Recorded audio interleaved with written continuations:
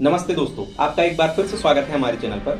आज हम इस वीडियो में जिस किरदार की बात करेंगे वे एक राजनेता हैं, एक बिजनेस टाइकून हैं और एक बेहद ही अच्छे मित्र हैं। एक बार अपनी दोस्ती निभाने के लिए ये व्यक्ति जज साहब के साथ बदसलूकी करते हैं, सिर्फ इसलिए कि जज साहब इन्हें सजा दे दें और ये जेल में बंद अपने दोस्त के पास पहुंच जाए। और पॉलिटिक्स में इनका माइंड इतना शार्प है कि जो काम दायां हाथ करता है उसकी खबर बाएं हाथ को भी नहीं लगती।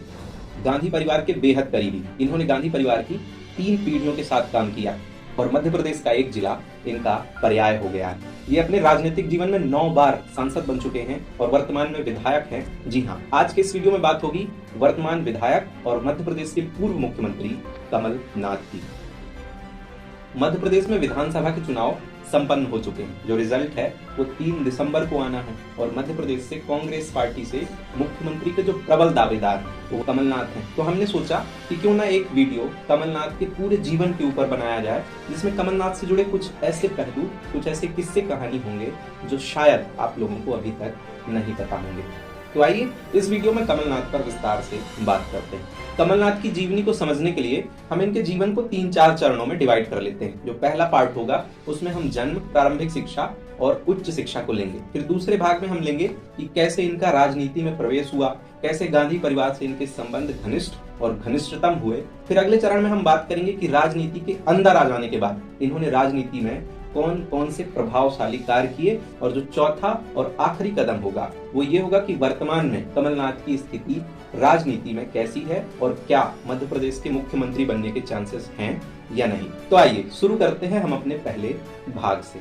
साल था 1946। 18 नवंबर को उत्तर प्रदेश के कानपुर में श्री महेंद्रनाथ और श्रीमती लीलानाथ के घर कमलनाथ का जन्म हुआ। जन्म के कुछ ही सालों के बाद इनका परिवार व्यावसायिक कारणों से बंगाल जा बसा। ऐसा माना जाता है कि व्यापार के बड़े अवसर की तलाश में इनके दादा केदारनाथ जी बंगाल के अतर खेड़ी गांव में बसे। यहाँ पर इनकी एक कोठी आज भी मौजूद है। इसके बाद इनका परिवार पश्चिम बंगाल की राजधानी कोलकाता में बसा। इनके दादाजी गहनों के बड़े व्यापारी थे। कमलनाथ के पिता श्री महेंद्रनाथ भी जाने माने उद्योगपति थे। इनके पिताजी फिल्मों का प्रकाशन और शेयर मार्केट की ट्रेडिंग भी करते थे और इनकी माताजी गृहिणी थी। कमलनाथ ने अपनी स्कूलिंग प्रसिद्ध दून स्कूल, जो कि उत्तराखंड देहरादून में है, वहां से 1965-66 में कंप्लीट की और इसी दून स्कूल में उनकी मुलाकात हुई संजय गांधी से। दोस्तों, दून स्कूल के नियम के अनुसार पंडित नेहरू महीने में एक बार इंदिरा गांधी और संजय गांधी से मिलने स्कूल जरूर आते थे। और जब संजय के प्रिय मित्र थे कमलनाथ, तो जब इंदिरा और संजय से मिलते तो कमलनाथ से भी मिल लेते और इस प्रकार कमलनाथ की पहचान पंडित जवाहरलाल नेहरू से भी हो गई। कमलनाथ स्वयं इस बारे में बताते हैं कि इस दौरान पंडित नेहरू एक प्रधानमंत्री की तरह नहीं बल्कि एक अभिभावक की भांति उनसे मिलने आते थे, हमसे शिक्षा और ज्ञान से जुड़ी बातें करते और सीख भी देते थे। कमलनाथ अपनी कॉलेज की पढ़ाई कोलकाता के सेंट जेवियर यूनिवर्सिटी से कंप्लीट करते हैं और फाइनली 1968 में कमलनाथ बीकॉम होल्डर बन जाते हैं। अब इसी दौरान कमलनाथ राजनीति में भी सक्रिय होने लगते हैं। 1968 में ही कमलनाथ कांग्रेस की सदस्यता ग्रहण कर लेते हैं। ऐसा माना जाता है कि उस समय के पश्चिम बंगाल के कद्दावर नेताओं सिद्धार्थ शंकर रे और प्रियरंजन दास मुंशी के राजनीतिक वर्चस्व को सीमित करने के लिए संजय गांधी ने कमलनाथ को सीधे तौर पर पॉलिटिक्स में एंटर करवाया था। साल 1976 में कमलनाथ को उत्तर प्रदेश युवा कांग्रेस की कमान सौंपी गई। हालांकि 1977 के लोकसभा चुनाव में कांग्रेस की पूरी तरह हार हुई। इसके बाद इंदिरा गांधी ने जनवरी 1978 में अपनी एक नई पार्टी बनाई और नाम रखा कांग्रेस आई, मतलब कांग्रेस इंदिरा। इसमें संजय गांधी का वर्चस्व ज्यादा था। नतीजा, पार्टी में बड़े फेरबदल हुए, नए नए युवा चेहरों को जगह मिली। अब कमलनाथ को भी बड़े पदों पर लाने की तैयारी थी। लेकिन साल 1979 में संजय गांधी पर एक मुकदमा होता है और संजय गांधी तिहाड़ जेल चले जाते हैं। अब कमलनाथ को अपनी दोस्ती निभानी थी और जेल में संजय गांधी का साथ देना था। इसीलिए एक रैंडम कोर्ट के अंदर घुसकर जज साहब के साथ बदसलूकी करने लगते हैं। बदसलूकी कैसे कि पेपर की बॉल बनाकर जज साहब को मारना, जज साहब की टेबल की तरफ फेंकने लगते हैं, जिससे जज साहब नाराज होकर कोड ऑफ कंडक्ट लगा के उन्हें भी जेल भेज देते हैं।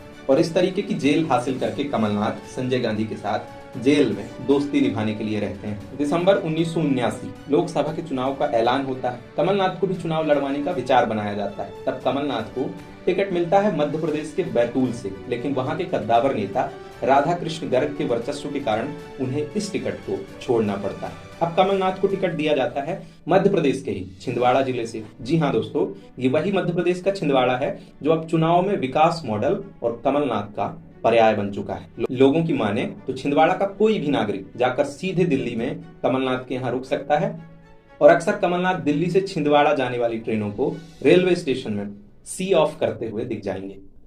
अब आते हैं हम मेन कहानी पर, जहां से राजनीति में कमलनाथ की पैठ बेहद गहरी हो जाती है। 1979 के चुनाव में इंदिरा गांधी स्वयं कमलनाथ का प्रचार करने आती हैं और स्टेज से कहती हैं कि आप वोट कमलनाथ को नहीं दे रहे हैं, आप वोट इंदिरा गांधी के तीसरे बेटे को दे रहे हैं। और उस समय एक नारा बेहद फेमस हुआ। वो नारा था इंदिरा गांधी के दो हाथ, संजय गांधी और कमलनाथ। और बस इंदिरा गांधी के प्रचार करने से और इस प्रकार के नारे के फेमस हो जाने से 1980 में कमलनाथ पहली बार चुनाव जीत जाते हैं और बनते हैं लोकसभा सांसद। अब कहानी में एक नया मोड़ आता है। साल 1984 में इंदिरा गांधी की हत्या हो जाती है और दिल्ली और देश के कई कोनों में सिख दंगे भड़क जाते हैं और बीजेपी के कुछ नेता हैं जिन्होंने इस बात पर बयान दिया है, आरोप लगाया है कमलनाथ पर कि उन्होंने भीड़ को भड़काने का काम किया है। साल 1985 में कमलनाथ दूसरी बार चुनाव जीत जाते हैं। इस दौरान देश में राजनीतिक अस्थिरता चल रही थी, परंतु कमलनाथ छिंदवाड़ा से हर हाल में लोकसभा की सीट अपने पाले में कर लेते थे। इसी क्रम में 1989 में जनता दल के माधवलाल दुबे को हराया, फिर 1991 में बीजेपी के चौधरी चंदन भार को हराया। 1991 से 95 तक कमलनाथ पर्यावरण और वन राज्य मंत्री थे। 90 के दशक में ही एक हवाला कांड उजागर होता है, नाम था जैन हवाला कांड। इस केस में एक डायरी सामने आती है। इस डायरी में बार बार KN शॉर्ट फॉर्म में एक नाम लिखा था, जिसका कई लोगों ने मतलब समझा कमलनाथ। लेकिन जब इस मामले में ट्रायल्स हुए और जांचें हुई तब कमलनाथ निरपराध पाए गए। 1996 के चुनाव के दौरान जैन हवाला कांड के चक्कर में छिंदवाड़ा से कमलनाथ ने चुनाव खुद ही नहीं लड़ा, बल्कि अपनी पत्नी अलका नाथ को लड़ाया। वो भी चुनाव जीत गई। अलका नाथ को सांसद बने 8 महीने ही हुए थे कि उन्होंने रातों रात अचानक सांसदी से इस्तीफा दे दिया। अब छिंदवाड़ा में उपचुनाव की तैयारी चालू हो गई। भाजपा भी कमलनाथ के अभेद्य किले को तोड़ने की तैयारी कर रही थी। तत्कालीन भाजपा के जिला महामंत्री दीनदयाल मोहने बताते हैं, भाजपा ने महिला का अपमान बताकर पूरे जिले में कैंपेन चलाया। इस बार कमलनाथ को हराने के लिए भाजपा एड़ी चोटी का जोर लगाने की तैयारी कर चुकी थी और कमलनाथ के विरोध में बीजेपी से टिकट दिया गया था मध्य प्रदेश के ही पूर्व मुख्यमंत्री सुंदरलाल पटवा को। अलकानाथ के इस्तीफे को लेकर जनता की नाराजगी और महिला का अपमान फैक्टर काम कर गया और पहली बार कमलनाथ को हार का सामना करना पड़ा। लेकिन जब फिर से 1998 में चुनाव हुए तब कमलनाथ फिर जीत गए और सन 2000 तक वित्त पर स्थायी समिति के सदस्य के रूप में अपनी सेवाएं दी। इसी दौरान 1992 में कमलनाथ ने दिल्ली में हुए दक्षेस पर्यावरण मंत्रियों के सम्मेलन की मेजबानी भी की। इसी साल रियो डी जेनेरियो में आयोजित UNCED मतलब United nation conference on environment and development की बैठक के मुख्य वक्ता के रूप में शामिल हुए। इसके साथ कमलनाथ दुनिया में कहीं भी पर्यावरण और विश्व व्यापार संगठन की बैठकों में भारत की तरफ से आधिकारिक रूप से शामिल होने लगे और अपनी बात वैश्विक स्तर पर रखने लगे। पर्यावरण मंत्री रहने के दौरान कमलनाथ ने देश में पर्यावरण और वन्य जीव संरक्षण के मामले में भी गंभीर प्रयास किए और उन पर कई नीतिगत फैसले भी लिए। साल 2004 में 14वीं लोकसभा में 7वीं बार कमलनाथ फिर से सांसद का चुनाव जीतते हैं और इस बार वाणिज्य और उद्योग मंत्री बन जाते हैं। इस कार्यकाल के दौरान उन्होंने पहली व्यापक विदेश व्यापार नीति बनवाई तथा निर्यात को बढ़ाने के साथ रोजगार के अवसरों को भी बढ़ाने पर नीतिगत फैसले लिए। परिणाम स्वरूप इस कार्य अवधि में भारत के विदेशी व्यापार में 3 गुना की वृद्धि हुई। भारत के FDI में 7 गुना की वृद्धि दर्ज की गई। साल 2005 में हांगकांग में विश्व व्यापार संघ की मंत्री स्तरीय बैठक में कमलनाथ ने विकासशील देशों के हितों के संबंध में उद्बोधन दिया। उनके विचारों में सभी सदस्य देश बहुत प्रभावित हुए। 2007 में कमलनाथ जी को पूरे विश्व में FDI personality of the year award से सम्मानित किया जाता है। 2009 में 8वीं बार छिंदवाड़ा से चुनाव जीतते हैं और इस बार केंद्रीय सड़क परिवहन राजमार्ग मंत्री बन जाते हैं। फिर 2014 में जीतते हैं और 9वीं बार लोकसभा सांसद बन जाते हैं। फिर इन्हें अवसर मिलता है करीब 1.5 साल के लिए मध्य प्रदेश का मुख्यमंत्री बनने की, लेकिन बीच में राजनीतिक उठापटक के कारण फिर से बीजेपी की सरकार बन जाती है और मुख्यमंत्री बनते हैं शिवराज सिंह चौहान। वर्तमान में कमलनाथ मध्य प्रदेश के एक विधायक हैं। मध्य प्रदेश में विधानसभा के चुनाव संपन्न हो चुके हैं। 3 दिसंबर को आपके सामने परिणाम होंगे और कांग्रेस से जो मुख्यमंत्री का चेहरा है वो कमलनाथ ही है, लेकिन जो बीजेपी से मुख्यमंत्री का चेहरा है वो कई सालों से मुख्यमंत्री रह चुके शिवराज सिंह चौहान ही है। देखना ये होगा कि मध्य प्रदेश का अगला मुख्यमंत्री बनने का मौका किसे मिलता है। आपकी इस विषय में क्या राय है, आप हमें कमेंट करके जरूर बताइएगा। ऐसे और वीडियोस के लिए हमारे चैनल को सब्सक्राइब कर लीजिए। अब हम मिलेंगे नेक्स्ट वीडियो में। तब तक स्वस्थ रहिए, मस्त रहिए। शुक्रिया। जय हिंद, जय भारत।